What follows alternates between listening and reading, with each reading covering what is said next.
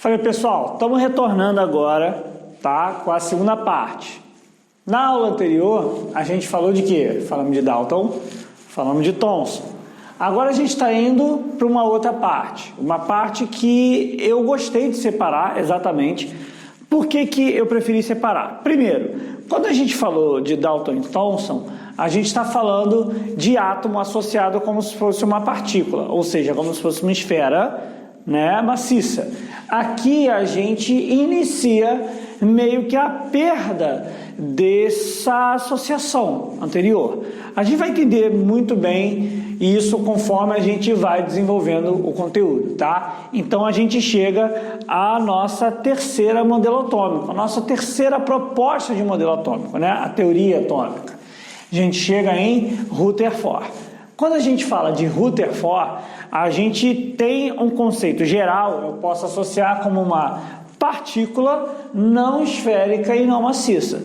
Ou seja, ele retirou todo o conceito anterior de Dalton e Thomson. Não tem mais o conceito de que o átomo é uma esfera maciça. Muito pelo contrário, a ideia é totalmente diferente. Ou seja, vamos aqui começar para a gente entender. A ideia de Rutherford é o estudo em cima da estrutura do átomo, de ser maciço ou não.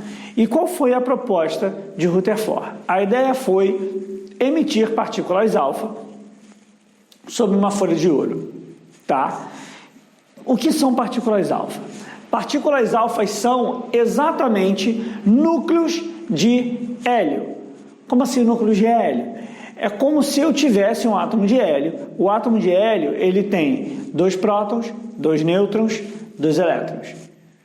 A partícula alfa, ela é composta basicamente por 2 prótons e 2 nêutrons. E aí a gente vai entender a partir daqui no final porque eu chamo ela de um núcleo de hélio. Mas de uma forma geral, é uma estrutura maciça. Lembra um átomo bastante. Então, a ideia de Rutherford era exatamente essa. Usar partículas alfa emitidas sobre uma folha de ouro. Uma folha de ouro muito fina. Fina próximo ao que é uma folha comum de papel? Não. Muito mais fina do que isso. Por quê? Porque o ouro tem uma propriedade que nós chamamos de maleabilidade, que a gente vai talvez desenvolver um pouquinho mais para frente, né? Mas agora, de uma forma resumida, a gente associa que maleabilidade é a capacidade de transformar um material em uma folha muito fina, assim como a gente faz com ouro, por exemplo, folheados a ouro, né? Mas enfim, vamos entrar aqui. A ideia foi emitir as partículas alfas sobre essa folha de ouro. Quando Rutherford emite, o pensamento era: se o átomo é maciço e o ouro, que é formado de átomos, é maciço, ao emitir esta partícula alfa, ela vai bater e vai ter que retornar. O que não aconteceu. Quando Rutherford faz esse experimento, as partículas alfa emitidas passaram diretamente sobre a folha de ouro. Isso significava que, se todas elas passaram, significa que o átomo não pode ser maciço. Se fosse maciço, é o que aconteceu anteriormente que eu falei. Bater e aí ela retorna. Se passou direto, significa que tem muito espaço vazio para ele poder passar. Então, tem que se desenvolver uma nova teoria atômica. E aí a teoria atômica de Rutherford, devido a todo esse processo posterior, é associada com o átomo está dividido em 2 regiões. A primeira região é a região da eletrosfera. O que é a eletrosfera? A eletrosfera, ela é a maior região presente no meu átomo, contempla quase que 100% em seu volume, mas, no entanto, não contempla a sua massa. A sua massa não está presente ali. Por quê? Quem está presente ali são os meus elétrons. E os elétrons praticamente não têm massa. Tem massa desprezível. E uma segunda região, uma região muito pequena de volume, né? Uma região que chega a ser menor do que 1% do meu átomo, que ela é chamada de núcleo. E ali dentro está presente a minha matéria, a minha massa de fato. Toda a massa está concentrada ali no meu núcleo. E dentro desse núcleo estão presentes os prótons. Vou chegar aqui mais para frente do meu nêutron, mas calma. Até aqui, dentro desse conceito, a ideia é que Os elétrons na minha eletrosfera estão totalmente livres. E aí, por causa disso, esse desenho, que muita gente já deve ter visto em diversos desenhos que nós temos, como de minêutron, por exemplo, né? Que isso daqui está, na realidade, representando a movimentação do meu elétron. Não tem uma coisa aqui, né, onde o meu elétron está passando por ela. Eu só estou falando que o elétron está se movimentando, fazendo essa órbita dali. E aí a gente representa ela desenhada, por quê? Porque o elétron é tão rápido que a gente não consegue perceber de fato ele, mas a gente consegue ver o seu rastro.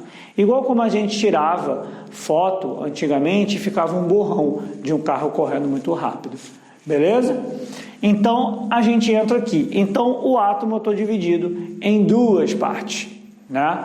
Eletrosfera, núcleo. No núcleo estão presentes os prótons. Só que tinha uma questão que precisava ser entendida por Rutherford, que ficou faltando. O que ficou faltando? Os elétrons estão numa região muito grande e não estão próximas entre si. Por isso existe a facilidade da existência dos elétrons na minha eletrosfera. Por quê? Porque eles não sofrem um processo que nós chamamos de repulsão. Os elétrons, ao ficarem próximos um do outro, por terem a mesma carga elétrica, sofrem um fenômeno que nós chamamos de repulsão. Mas, como o espaço é muito grande, esse fenômeno praticamente não ocorre. No entanto, eu falei que o núcleo é uma região muito diminuta. Então, significa que os prótons iriam sofrer essa tal repulsão.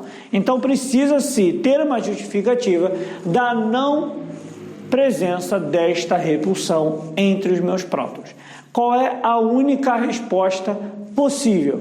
A única resposta possível é que não estão somente presentes prótons, mas sim outras partículas, que o Rutherford definiu que seriam partículas de carga neutra. Posteriormente foram encontradas, chamadas de nêutrons. Então a gente termina a teoria atômica de Rutherford como um átomo dividido em duas regiões. Uma região imensa, onde praticamente não tem peso, não tem massa, onde estão presentes meus elétrons, chamada de eletrosfera. Uma segunda região diminuta, praticamente ínfima, quase inexistente, né, que é o meu núcleo, onde estão presentes os meus prótons e nêutrons.